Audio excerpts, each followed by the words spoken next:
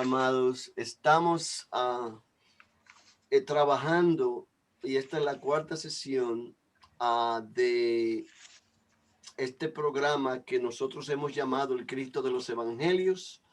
Es un programa que abarca la vida de Jesús, la vida ministerial de Jesús, de principio a fin, y que es un enfoque cristológico, un enfoque teológico acerca de la vida de Jesucristo, con el cual queremos desplegar algunos caracteres específicos que no son muy entendidos en la palabra de Dios.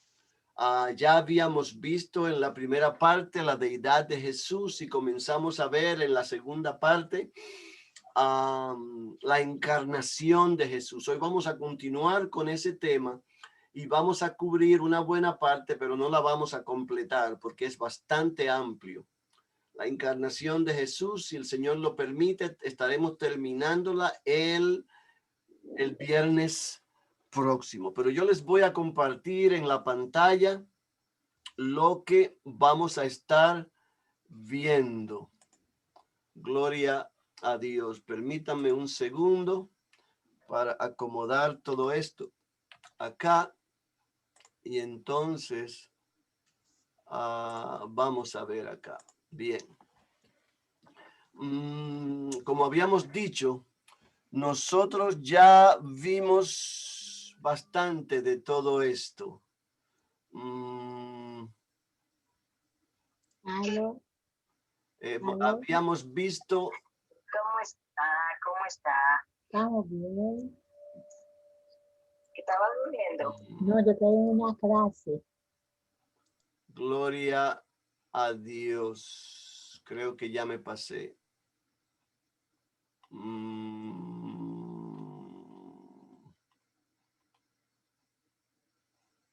No, es acá. Acá está. Gloria a Dios. Bien, este fue el lugar donde nos quedamos la vez pasada, donde hablábamos acerca del protoevangelio, como es llamado, Génesis 3:15, donde nos habla de cómo Dios le dijo a la serpiente que la simiente de la mujer, él le mordería el talón y esta simiente le pisaría la cabeza. Esto nosotros le llamamos el protoevangelio. Es el primer lugar donde se nos da una profecía. Y en este caso vino específicamente de Dios, donde se nos habla a nosotros del que habría de venir, el Hijo del Dios viviente. Entonces yo voy a reducir esta pantalla aquí. El pastor, si alguien necesita hacer una pregunta o hacer un comentario, por favor, le avisan al pastor Felipe para que él me deje saber, porque yo no les voy a estar viendo. Bien. Nosotros estuvimos hablando acerca de la prominencia de la narrativa acerca del nacimiento de Jesús como una evidencia de su naturaleza humana y cómo las profecías nos hablan ampliamente. Lo vemos en Miqueas 5:2, lo vemos en Isaías 7, en Isaías 9, en Isaías 11, lo vemos en Zacarías, lo vemos en Malaquías, lo vemos en muchos lugares, como se nos profetiza acerca del Mesías en su venida como un niño. También vemos muchas otras profecías de Jesús como adulto, pero aquí como introducción nos damos cuenta de esto y ustedes pueden encontrar lo que la Biblia nos dice acerca del nacimiento de Jesús en los capítulos 1 y 2 del libro de Lucas y en el libro de Mateo en el capítulo 1. Entonces, inmediatamente después, vemos como cuando Jesús retornó de su prueba en el desierto, se fue directamente a Nazaret y allí entró a una sinagoga y comenzó a narrarles a ellos lo que encontramos en Lucas 4. Y esto ustedes saben que no terminó bien, pero bien. Aquí las epístolas y más específicamente las epístolas de Pablo nos presentan al Jesús encarnado de muchas maneras diferentes. Por ejemplo, en el libro de Romanos por algo es llamado el quinto evangelio. Es un libro cargado de doctrina bíblica y especialmente acerca del Dios hombre, Cristo Jesús. Pero también en el libro de Hebreos, aquí ustedes tienen algunas referencias. Y si ojalá que lo hayan hecho, hicieron lo que yo les sugerí que hicieran durante las vacaciones. Todos ustedes buscaron estas referencias bíblicas y las leyeron y se dieron cuenta de lo maravilloso que es todo esto y cómo nos pone junto el concepto de la encarnación, la realidad de la vida de Jesús sobre la tierra y de cómo toda la palabra de Dios nos muestra no solamente su naturaleza divina, pero bastante detalladamente su naturaleza humana. Pero aquí estamos hablando un poco acerca de los aspectos de la obra mediadora de Jesús. Ustedes saben cómo la tradición de los judíos era específica. Esto venía desde los tiempos de la ley, cuando Dios le dio a Moisés instrucciones específicas para poder limpiar a los israelitas de pecado. Allí en el monte Horeb, en el desierto, él le dio a Moisés específicas instrucciones acerca de esta señores, nunca me acuerdo cómo decirlo en español. Aquel tabernáculo, y por cierto es el nombre de nuestra iglesia, bendito el nombre del Señor, que él debió construir con instrucciones específicas y en el cual vemos como Pablo nos narra en sus cartas cómo existe en los cielos, no, perdón, este es en el libro de Hebreo, a pesar de que todavía existen argumentos acerca de si Pablo lo escribió o no, un tabernáculo que fue del cual fue copiado este tabernáculo que Dios instruyó a Moisés a construir en la tierra, y de allí se establecieron específicas prácticas con respecto al sacrificio de animales para el perdón de los pecados. Cuando Moisés hizo esto, yo estoy convencido que él no sabía, a pesar de que él profetiza por primera vez acerca de Jesús, que esta práctica era una imagen de un tipo de el sacrificio que Jesús habría de tener por el perdón de nuestros pecados. Y ciertamente me fascina como en el libro de los Hebreos nos detalla, y también en el libro de los Romanos hasta cierto punto, la manera en que todo esto sucede. Bendito sea el nombre del Señor. Pero bien, también es importante ver aquí desde este punto de vista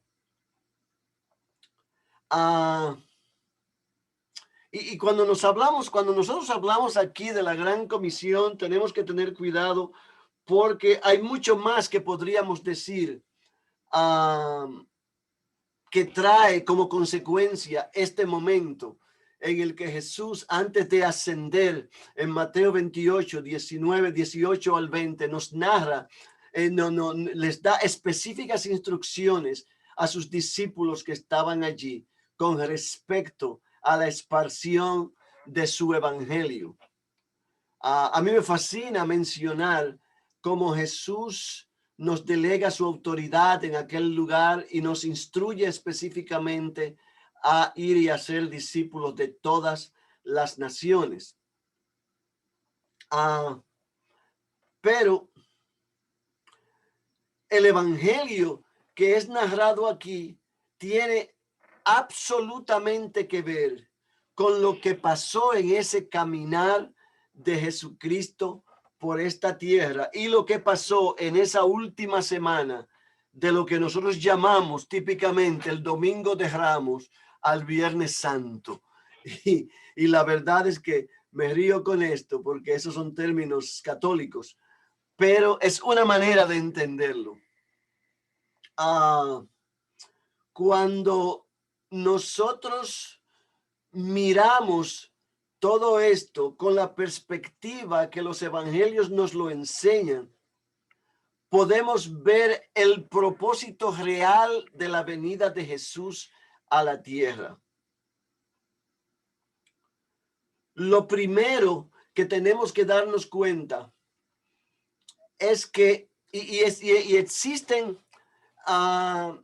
todavía demasiadas iglesias y demasiados hermanos que debaten sobre esto cuando no hay nada que debatir. El Dios hombre vino a la tierra a establecer su iglesia, a rescatar a los hijos de Dios y a abrir la puerta a el reino de los cielos. Sin embargo, todavía existen debates. Yo me río porque en los medios sociales es típico encontrar debates como estos continuamente con respecto a qué fue lo que vino Jesús a hacer, por qué Jesús murió, por qué él tuvo que venir como hombre, qué fue lo que pasó, etcétera, etcétera. Y la realidad es que todas estas son cosas que están abiertamente a disposición de todo el que las quiera encontrar en las, ¿cómo le llaman a estos? En Google y Bing y estas search engine, estos lugares donde usted encuentra las cosas. Pero bien, mire cómo nos dice Pablo aquí en Colosenses 2:3. En él están escondidos todos los tesoros de la sabiduría y el conocimiento. Y cuando Pablo nos dice esto, nos está diciendo algo que le fue revelado a él. Pero cuando nosotros nos vamos hacia atrás y vemos, por ejemplo, en el libro de Juan, en el capítulo 3, como nos habla de cómo Jesús se escondía de las multitudes, porque él sabía que no había cosa buena en sus corazones. O como nos habla de cómo Jesús pudo decirle a Natanael lo que él estaba haciendo antes de venir y reunirse con Jesús. O como Jesús pudo decirle a sus discípulos que Lázaro estaba muerto y que él tenía que ir a resucitarlo. Y todas estas son cosas que nos hablan nosotros de que en este hombre había un conocimiento que no era humano. Había un conocimiento que era más grande que lo que nosotros los humanos podemos entender. En él estaba la omnisciencia de Dios.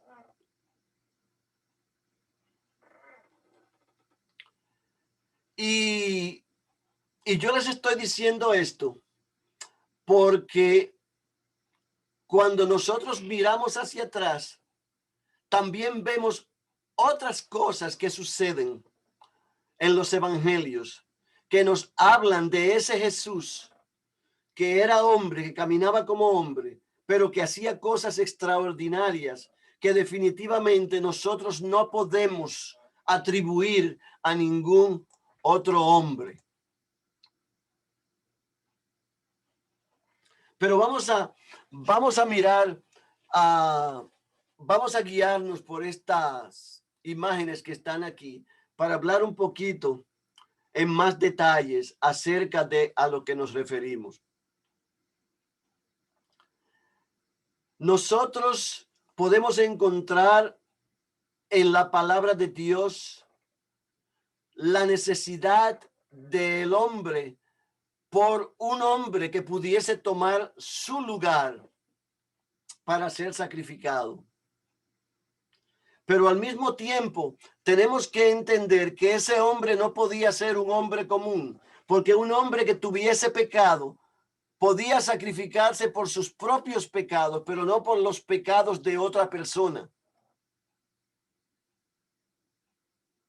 De modo que la única manera en la que un hombre podía cubrir los pecados del mundo es si al mismo tiempo ese hombre era Dios. Pero necesariamente tenía que haber una oveja de sacrificio. No podía haber solamente Dios, porque quiero decirles, Dios pudo haber venido a la tierra en cualquier forma que le pareciera. Dios vive fuera de su creación y él no es afectado bajo ninguna circunstancia por la creación.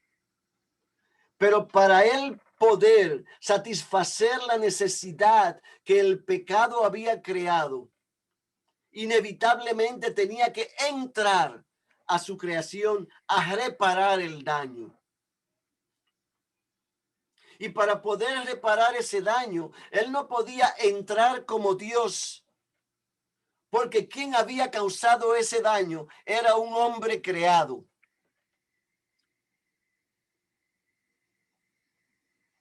Y por esta razón necesariamente tenía que venir otro hombre a tomar el lugar de ese primer hombre. Nosotros sabemos que cuando Dios hizo a Adán, hizo a un hombre perfecto. Claro está, él lo hizo con la habilidad de pecar, pero Adán no tenía la semilla del pecado. Por esto a Jesús le es llamado el segundo Adán, porque él tenía la condición de Adán cuando vino a la tierra, sin pecado original. Y este es el detalle que debemos sopesar.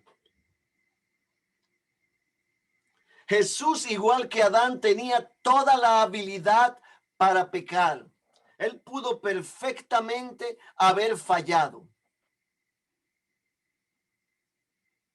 Aunque debemos recordar, por supuesto, que para cumplir la condición que era requerida, él no podía fallar. Y muchos se han preguntado, si Jesús es Dios, ¿podía él pecar? Para que la redención del hombre pudiera ser efectiva, Jesús necesariamente tenía que poder pecar. Si él no tenía la habilidad de pecar, las tentaciones no tenían ninguna validez en él. Y no hubiese tenido sentido que él fuera confrontado con tentaciones en el desierto por Satanás por 40 días. De modo que lo que pasa aquí es esto. Aquí vemos específicamente la condición del hombre antes de la venida de Jesús y después de la caída de Adán y Eva. Porque lo que sucedió allí fue que Adán y Eva murieron espiritualmente, fueron separados de Dios. El cordón umbilical que existía entre ellos y Dios fue cortado por el pecado.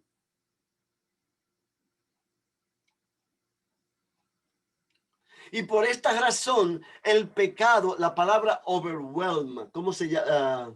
El pecado sobrecoge al hombre a tal nivel que el hombre no tiene la capacidad para arrepentirse. Y no es que el hombre no se puede arrepentir, es que no tiene la capacidad para hacerlo, porque el pecado lo tiene arropado. En otras palabras, lo que yo estoy diciendo aquí específicamente es que aunque el hombre tiene el libre albedrío que le da la habilidad de buscar a Dios si él quisiera, él está eminentemente corrupto a nivel que no puede mirar hacia Dios. Todo lo que tiene que ver con Dios le asquea al hombre que está en pecado. Y ciertamente usted me dirá, pero yo veo gente que va a la iglesia y que no son salvos y que eso no es arrepentimiento, eso es religiosidad. Son cosas diferentes. Claro está. Debemos recordar que en su condición humana el hombre fue hecho a imagen de Dios y como tal, la condición que Dios estableció en el hombre le crea una conciencia que lo guía a hacer el bien.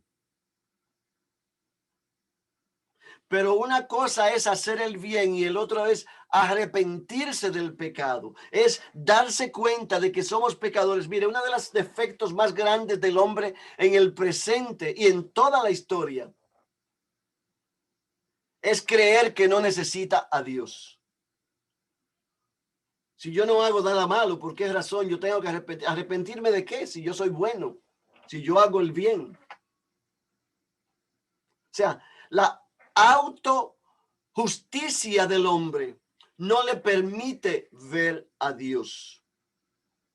Y por eso me dicen acá en Romanos 8 que no puede agradar a Dios.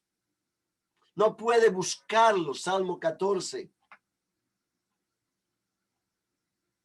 Y me fascina, usted, déjeme, porque yo tengo que gozarme un poquito aquí, porque yo no le voy a dejar toda la diversión a ustedes. Espérense un segundito. Acá. ¿Dónde están mis lentes?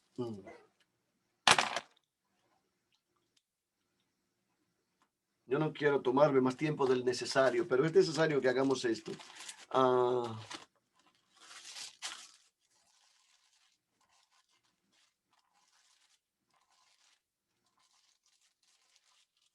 está.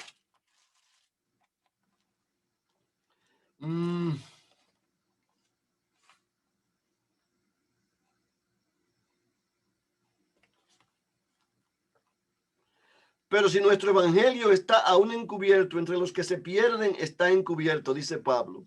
Esto es, entre los incrédulos a quienes el Dios de este mundo les cegó el entendimiento para que no les resplandezca la luz del evangelio de la gloria de Cristo, el cual es la imagen de Dios. Lo que está diciendo acá es lo mismo que nos dice en otro lado, que como nos dice Jesús perfectamente, el que no está conmigo está contra mí. Nosotros decimos, el que no es del Dios es del diablo. Y muchos dicen, él les dice a los judíos en Juan capítulo 8, ustedes dicen que son hijos de Abraham, pero ustedes son hijos de Satanás. Y cuando él dice que son hijos de Satanás, se está refiriendo a que Satanás los tiene esclavizados en sus concupiscencias. No pueden ver la luz de Cristo porque están encadenados al pecado. Y porque el pecado los tiene tan envueltos que no pueden verlo como pecado. Yo recuerdo cuando yo vivía en el mundo, como yo hacía cosas que obviamente eran corruptas. Y yo no veía nada malo en ellas. Yo las veía como un entretenimiento, una diversión, una tontería, algo que la gente hace. Y es el detalle que tenemos que entender. Aquellos que están en el pecado no pueden ver a Dios. Viven en las tinieblas. nos dice Juan en su primer capítulo. Ustedes todos conocen este versículo en Juan capítulo 3. Se los voy a leer rapidito. Miren cómo dice acá.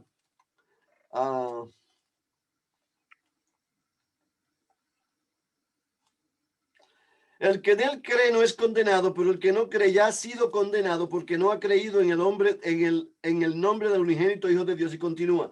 Y esta es la condenación. La luz vino al mundo, pero los hombres amaron más las tinieblas que la luz, porque sus obras son malas.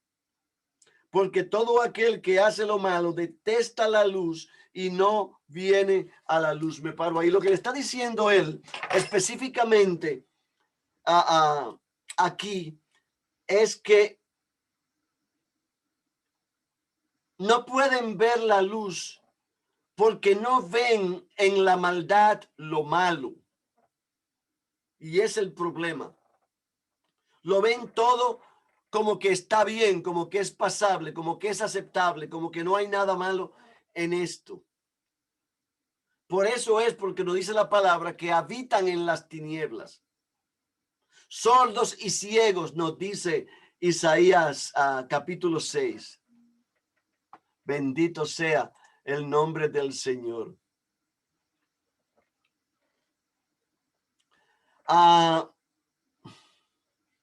Pero entonces vemos como la obra redentora de Jesús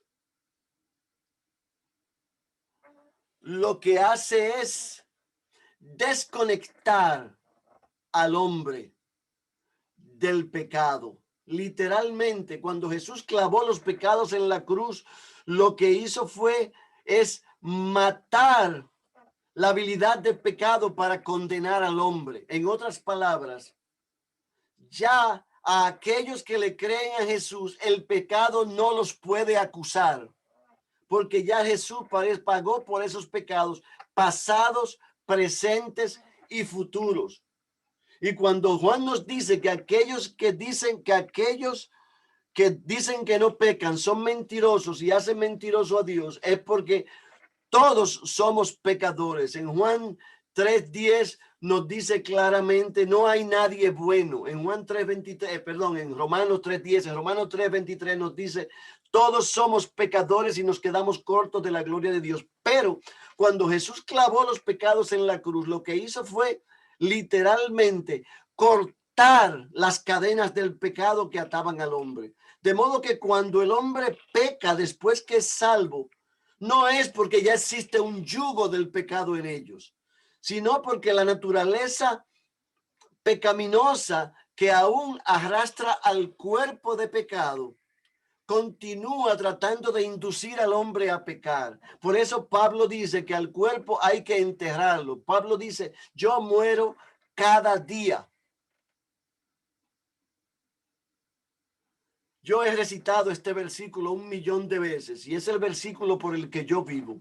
Y si alguien lo quiere coger prestado, yo se lo regalo. Gálatas 2:20. He sido crucificado con Cristo y ya no vivo yo, mas Cristo vive en mí. Y la vida que vivo en la carne la vivo por fe en el Hijo de Dios, quien me amó y dio su vida por mí. Ahí usted tiene todo el evangelio de Jesucristo en un versículo. Y le está diciendo lo que la palabra de Dios nos dice en diversos lugares. Cuando Cristo clavó los pecados en la cruz, él clavó toda la maldad que había en usted. Cuando usted le voltea la cara hacia Cristo y usted se arrepiente de sus pecados y le dice a Cristo que ya, entonces automáticamente el Espíritu Santo lo resucita a usted de entre los muertos, literalmente. Es lo que nos dice en Juan 3 cuando Jesús le está hablando a Nicodemo. Y esto es lo que pasa. Entonces, esa es la obra redentora de Jesús, esa resurrección de entre los muertos. Usted. Y aquí, por supuesto, yo les he escrito que solo por la vida, muerte y resurrección de nuestro Señor Jesucristo, los hombres pueden tener sus ojos y oídos abiertos por el Espíritu Santo. Eso es verdad. Pero el mecanismo como esto pasa es lo que estoy tratando de explicarles. Y este mecanismo es lo que nosotros tenemos que entender para poder caminar firmes por la fe, sabiendo que ya no hay ataduras en nosotros. Como dice en Gálatas 5, es por la libertad que Cristo nos ha hecho libres. Y es lo que nos está enfatizando esto aquí. El mediador vino al mundo para liberarnos de la culpa y la condenación del pecado, para traernos a su propia familia. Literalmente nos hizo hijos adoptivos de Dios. Mira, a mí me fascina Juan capítulo 1, porque allí nos la pone todas juntas. Allí nos la pone todas de manera hermosa juntas. Por eso cuando yo necesito inspiración, yo leo Juan capítulo 1. Porque esto como que le despierta el espíritu a uno. En el principio era el verbo y el verbo estaba con Dios y el verbo era Dios. Oh, aleluya. Y por ahí sigue. Bendito el nombre del Señor. Para Dios poder salvar, para Dios poder rescatar, para Dios poder extraer a aquellos que son de Él, de la tierra, literalmente. Él tenía que venir a la tierra y tomar el cuerpo de un hombre. Él tenía literalmente que tomar el cuerpo de un hombre, pero tenía que venir bajo circunstancias específicas. Mire, el milagro más grande del mundo no es el milagro de la cruz. El milagro más grande del mundo no es el milagro de la tumba. El milagro más grande del mundo no es el milagro de Belén. El milagro más grande del mundo pasó en ese pueblito de Nazaret, en Nazaret, allí en aquella casucha donde esta jovencita confrontó al ángel Gabriel, que le dijo: el Espíritu Santo te cubrirá y tú serás con hijo. Y en ese momento que el Espíritu Santo cubrió a esa mujer, hubo una explosión más grande que lo que estas gentes llaman el Big Bang, la explosión que causó toda la creación, el universo. Ese es el milagro más grande del mundo, porque en ese instante Dios tocó ese óvulo de esa mujer y allí se generó una fuerza tan poderosa que creó un ser humano. Yo les he dicho tantas veces a tantas gentes esto, pero es necesario que se lo diga a ustedes de nuevo. Si ustedes buscan en estas jornales científicos que aparecen en el internet muchas veces, y pueden encontrarlo en Google, existe un estudio que se hizo en Inglaterra con cientos de mujeres que estaban buscando el proceso del embarazo. Y en este estudio se investigó lo que sucedía en el momento en que el espermatozoide se unía al óvulo. Y como ustedes saben, es una cosa extraordinaria que miles de millones de espermatozoides salen del hombre y salen en una carrera descomunal, y solamente unos cuantos de ellos logran llegar al final de la carrera, y uno de ellos penetra en ese huevo. Pero cuando eso sucede, hay un destello de luz que se produce en ese instante. Es como una explosión que sucede cuando se unen ese óvulo y ese espermatozoide. Y eso es lo que yo digo que sucedió en ese momento allí, en aquel lugar, cuando María quedó embarazada con el Hijo de Dios. Esto es una cosa, ese es el milagro más hermoso, más extraordinario, más grande del mundo, porque es allí donde Dios tomó una naturaleza de hombre para en esa naturaleza poder ser sacrificado y darnos la vida. Bendito el nombre del Señor. Esto es poderoso, amados. Hay que gozarse en esto, les digo. Aleluya. Aleluya. Pero bien, no nos emocionemos demasiado, que hay mucho que caminar. Entonces, aquí tenemos algunas de las características de Dios que estaban en Jesús y podemos encontrarlas por todos lados en el Antiguo Testamento, pero también nos son anunciadas en el Nuevo Testamento. Por ejemplo, la justicia de Dios. Allí usted puede ver cuando Dios habla con Abraham, cuando él iba a destruir a Sodoma y Gomorra y confrontó a Abraham, y Abraham trató de defender a Sodoma y estuvieron un debate allí, etcétera, etcétera. Y así, de la misma manera, podemos ver, si ustedes buscan estos versículos, van a ver comparaciones similares. Cuando ustedes ven, por ejemplo, aquí en... Bendito sea el nombre del Señor. Aleluya. Este es el mensaje que hemos oído de él y os anunciamos: Dios es luz y no hay ninguna tiniebla en él. Dios es santo.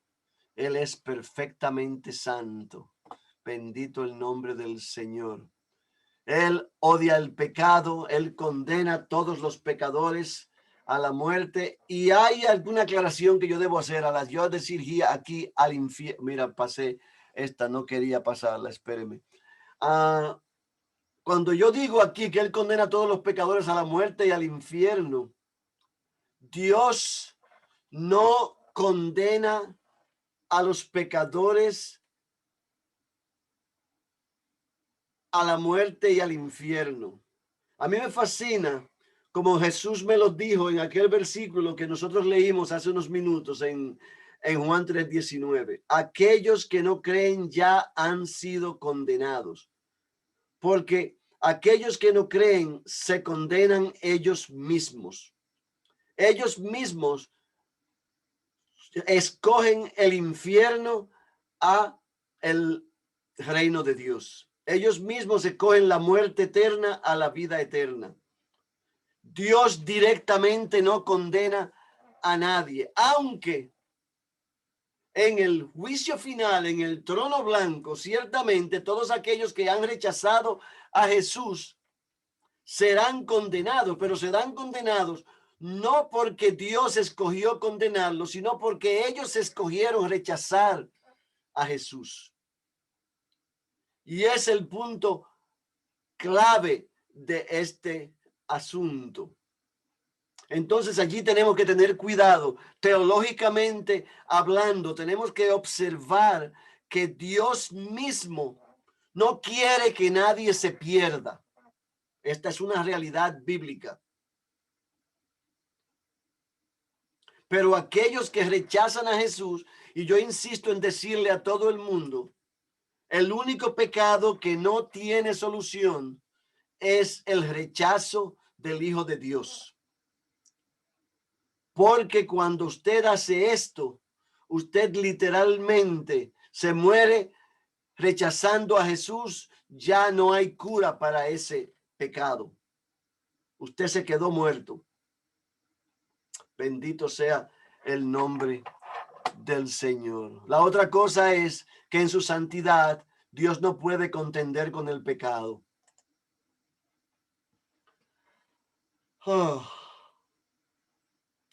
Y entonces es cuando Pablo aquí nos habla, después que nos dice que todos son pecadores y se quedan cortos de la gloria de Dios, como él nos habla de cómo Jesús tenía que ser sacrificio por el pecado del hombre, para que Dios en su justicia pudiera justificar al hombre a través del sacrificio de Jesús. Literalmente, como nos lo dice en 2 de Corintios 5:21, aquel que no tenía pecado fue hecho pecado por Dios para que en él nosotros pudiésemos ser justicia de Dios. En otras palabras, Jesús fue nuestro reemplazo, nuestro expiatorio. Dios no tenía otra solución, porque el hombre no tiene salida con respecto al pecado aparte de Jesús. No hay escape, no hay manera en la que un hombre pueda solucionar por sí mismo el problema del pecado. Por eso todos tenemos que someternos a Cristo Jesús. Y aquellos que no se someten, con dolor de mi alma, terminarán en el infierno. Y por eso es por lo que él primero tenía que ser completamente hombre y al mismo tiempo completamente Dios. Bendito sea el nombre del Señor. La paga del pecado es la muerte. Oh, aleluya. ¿Alguna pregunta, amados? Si alguien tiene alguna pregunta, yo estoy más que dispuesto a contestarla. Si no hay más preguntas, vamos a continuar porque todavía nos queda bastante que cubrir. Yo no quiero avanzar aceleradamente porque hay muchas personas que están ausentes y que sería una pena si se pierden todo lo que nos queda por ver en el día de hoy. Por esta razón, no vamos a ir demasiado rápido. Pero al mismo tiempo es ventajoso porque podemos hablar con un poquito más de detalle acerca de estas cosas que estamos viendo. La otra cuestión es acerca de la perfecta naturaleza humana de Jesús. Nosotros entendemos que Jesús era necesario que fuera perfectamente humano, que pudiera ser frágil, que pudiera ser débil, que pudiera ser afectado por el pecado, ser pecado por el tiempo, ser afectado por las fragilidades del hombre. Tener hambre, tener sueño, tener sed, tener cansancio, tener todas estas cosas que son naturales del hombre natural. Jesús tenía que tenerla porque Jesús tenía que ser perfectamente hombre. Por eso, como el engendro de María, él tenía todos los perfectos DNA de María y con ello todas las debilidades de una persona humana. La única diferencia, la única excepción es que porque allí quien había engendrado el óvulo era Dios mismo. Él tenía la condición original de Adán, sin pecado. Aleluya. Entonces, si ese es el caso, ¿cómo podemos decir nosotros entonces que ese sacrificio nos redimió perfectamente? Esta es una pregunta interesante. Nosotros vimos en los primeros dos sesiones la perfecta deidad de Jesús. Y yo les exhorto, si alguno de los que están aquí no tiene ese material, yo estoy perfectamente dispuesto a enviárselo. Pero allí podemos verificar cómo el niño que nació en el pesebre era perfectamente Dios. Y este es el cualificativo que tenemos que tomar en cuenta, porque para que el Mesías pudiera ser un salvador válido, tenía que ser capaz de ofrecer un sacrificio total por una redención total que cubra a toda la humanidad. Allí hay confusión porque algunos teólogos nos dicen que Jesús solamente murió por aquellos que Dios escogió. Yo quiero decirles a ustedes que eso es verdad, pero es una verdad que no es completa. Porque para que Dios fuera completamente justo, todo hombre existente tenía que tener la oportunidad y ser capaz de escoger la salvación. No es el hecho de que no puede escogerla porque está inmerso en el pecado y porque en su naturaleza pecaminosa no puede ver a Dios. Todas esas son verdades bíblicas. Pero independientemente de ese nivel de corrupción, de esa depravación total del hombre, el hombre tiene que tener esa oportunidad de, si decide escoger a Dios, poder hacerlo. Lo lamentable es que nunca lo va a poder hacer porque no quiere, porque no lo puede ver, porque tiene los ojos cubiertos, porque está entenebrecido, porque está cubierto por las tinieblas, porque está escondido en el pecado, porque está atado a el yugo de Satanás, porque solamente puede ver las falsedades que el mundo le ofrece. Y este es el asunto. Y esto yo lo digo como una aclaratoria porque las discusiones teológicas que se arman por ahí a este respecto son bastantes. Y al mismo tiempo, Jesús, como yo les decía antes, para poder ser el mediador perfecto, el que pudiera hacer el trabajo perfecto, tenía que tener la capacidad para cubrir el pecado de todo el mundo.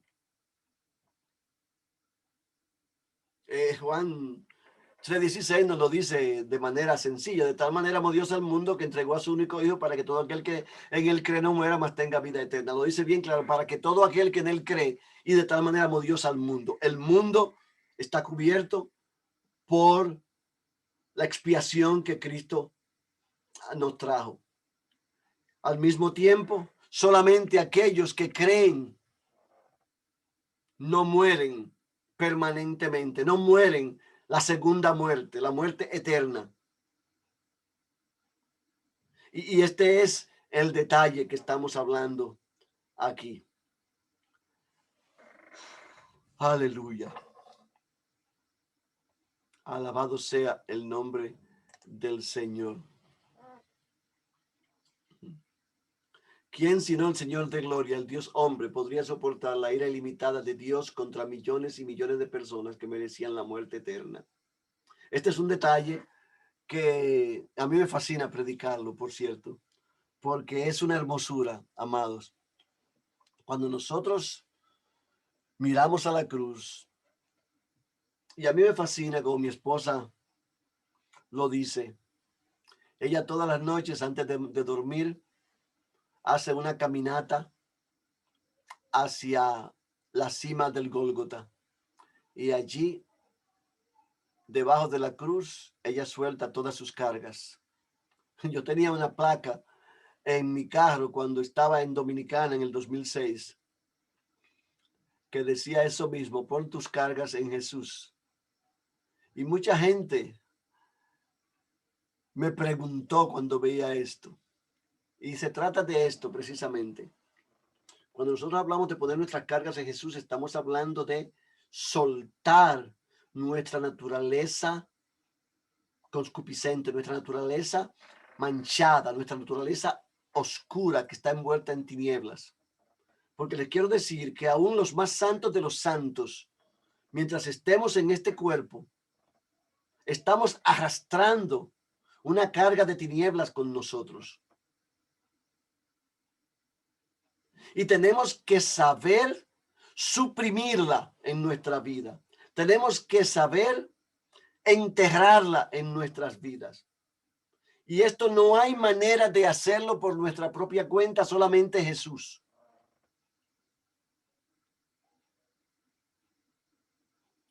Por eso Pablo nos dice que cuando Pablo contiende con estas cosas, él lo hace con toda la fuerza que él me da. O con todo el poder de él que habita en mí. Me fascina esto.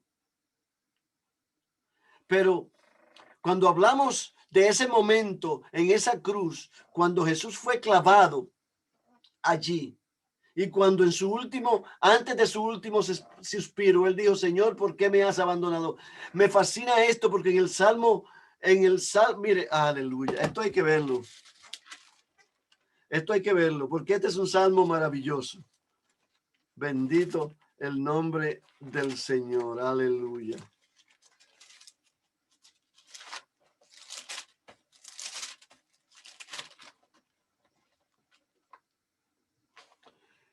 Salmo 22:1. Dios mío, ¿por qué me has desamparado? Así comienza el salmo.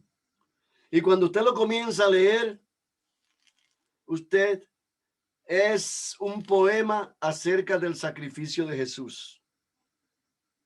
¿Por qué estás tan lejos de mi salvación y de las palabras de mi clamor? Dios mío, clamo de día y no respondes, y de noche y no hay para mí reposo. Y por ahí sigue. Tómese tiempo y léalo, amados. Porque muchos de los expertos en teología nos dicen que cuando Jesús dijo estas palabras, eso era un reproche, él estaba reprendiendo a los fariseos que estaban allí, diciéndoles, ustedes no saben lo que han hecho. Ustedes han clavado al dador de la vida en una cruz. La verdad es que nosotros sabemos como Jesús en su naturaleza humana, allí en Getsemaní, sudó gotas de sangre porque estaba en un nivel de estrés tan extraordinario que... Y cuando usted en términos médicos, esto se llama hidropsia, esto es una condición de una persona que está en un alto nivel de estrés y los vasos capilares de la frente se revientan y se mezclan con el sudor. Esto no es algo que fue inventado, sino que existe un razonamiento científico a este respecto. De modo que cuando Jesús estaba allí acongojado diciendo, Señor, quita esta copa de mí, pero que se haga tu voluntad y no la mía. Él estaba realmente acongojado, realmente estresado, realmente sufriendo, pero ¿cuál era el dolor que él estaba mirando en aquel lugar? No eran los látigos, no eran las cadenas, no eran las espinas, no eran los clavos. Era ese momento crítico en el que Dios, su Padre, tenía que darle la espalda, porque Dios no puede contender con el pecado. Y Jesús en ese momento estaba cargando todos los pecados del mundo. Aleluya. Y este es un detalle que nosotros debemos recordar, porque existe mucho debate al respecto. Tenemos que tratar de mantenernos recordando este detalle para que entendamos qué fue lo que pasó allí en ese último instante, en ese último segundo, entre el ¿por qué me has abandonado? Tengo sed y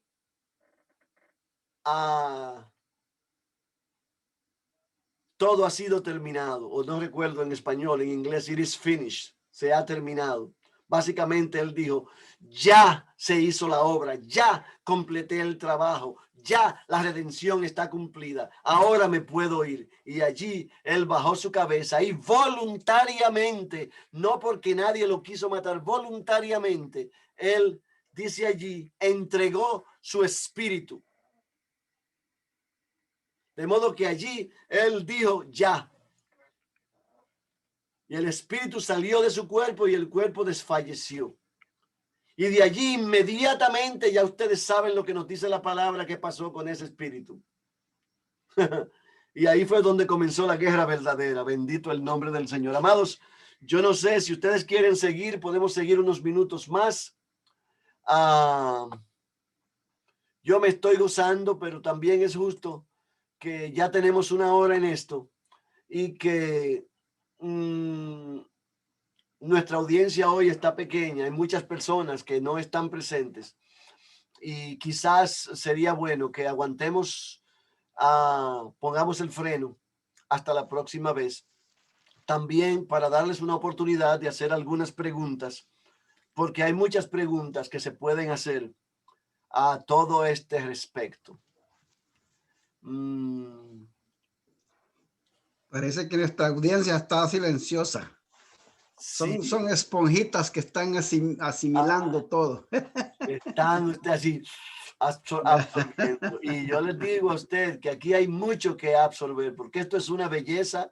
Mire usted, esos últimos 7 días de Jesús, de ese domingo a ese viernes, de domingo a domingo, vamos a decir, hay mucho que contar. Ese es todo el evangelio. Esa es la tercera parte de todos los evangelios.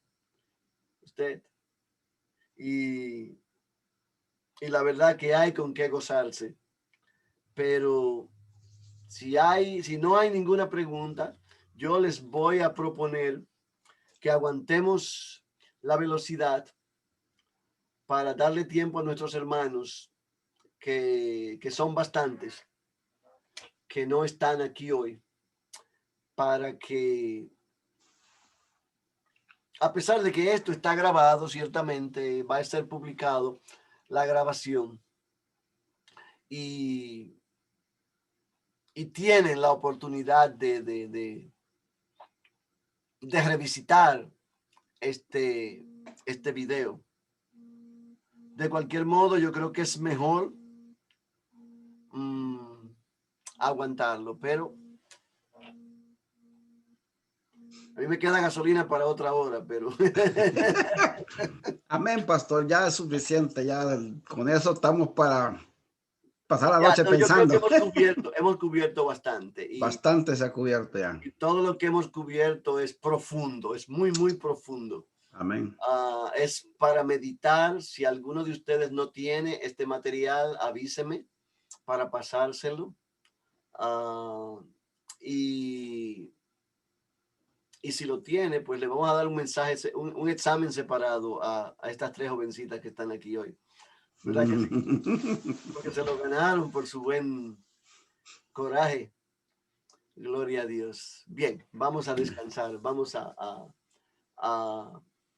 cerrar por el día de hoy. Vamos a darle gracias a Dios por este momento, Señor. Tú eres lindo, tú eres grande. Así es, Jesús, gracias, Padre Santo. Señor, y nosotros no podemos más que regocijarnos, que festejarte, Señor, que sentirnos llenos de gozo ante tu presencia, ante la oportunidad que tú nos das, Señor, de honrarte a ti, Señor, a través de tu palabra.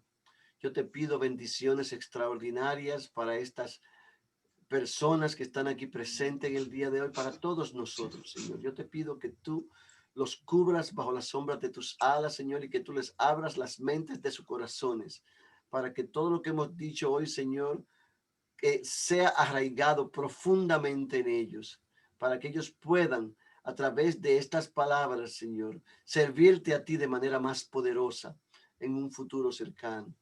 Yo te los entrego a ti, Señor, y te pido que tú traigas a los demás que han faltado hoy, para que ellos puedan también ser partícipes de este hermoso momento. Gracias, Padre. Te bendecimos, te agradecemos y te celebramos y dejamos la noche yéndonos contigo en el nombre de Jesús. Amén. Amén. Amén. Aleluya. Gloria sea a Jesús. Gracias, mis queridos hermanos. Si hay preguntas que no las quieren hacer en persona, pueden escribirnosla a mí o al pastor Felipe a través de Zoom. A través de WhatsApp, o a través del grupo, o a través de Facebook, no importa, donde quiera que les plazca. Yo estaré más que alegre de contestarlas. y por favor, ese material que ustedes tienen, esos folletos, revísenlo, estudienlo y prepárense vamos a terminar la semana próxima la sección de la encarnación. Va a ser un poquito largo, les advierto, porque queda bastante. Y podamos terminar esta sesión y entrar en lo que viene, que es todavía más rico, porque vamos de gloria en gloria. Dios les bendiga. Gracias, pastor. Le voy a parar esta grabación ahora.